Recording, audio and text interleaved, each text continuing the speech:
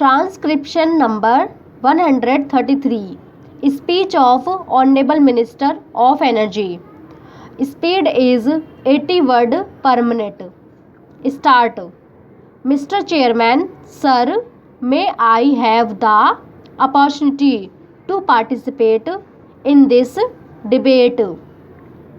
This is a private member's bill and I want to congratulate the mover of this bill for having brought this bill.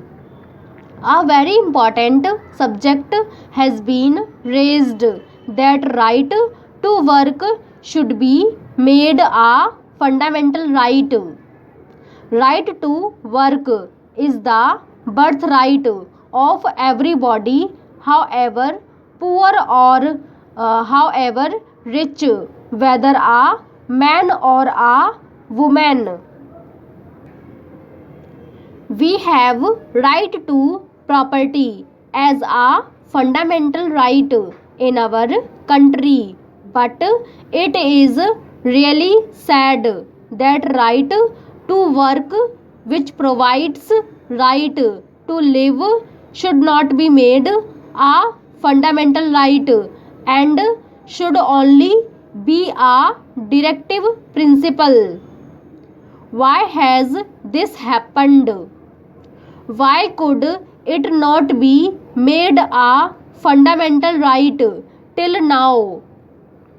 It is known that once it becomes a fundamental right, it becomes justiciable.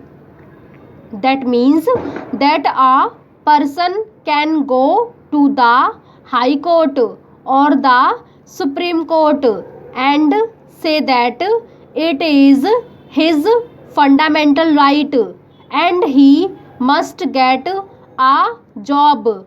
But as the government was not sure that it would be able to provide employment to every citizen, it did not do so. Because a fundamental right cannot be made only for a particular age group, it is for all citizens, and every unemployed citizen can come to the court and claim his right for a job to be given to him.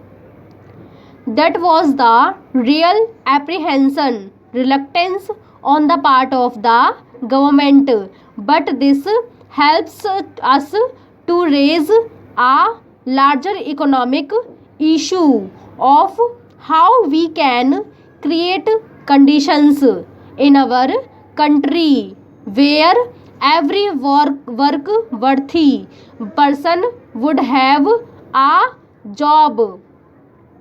It is this subject which is being debated, and this is what should be debated as the most important subject in the parliament and in the country today.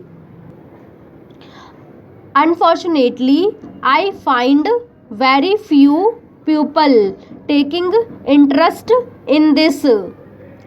Today, if we just introspect and sit a little coolly and consider how much energy is being wasted on trying to win debating points, trying to be sensational, trying to have mere superficial debate in this country, we will find that we are doing that too much.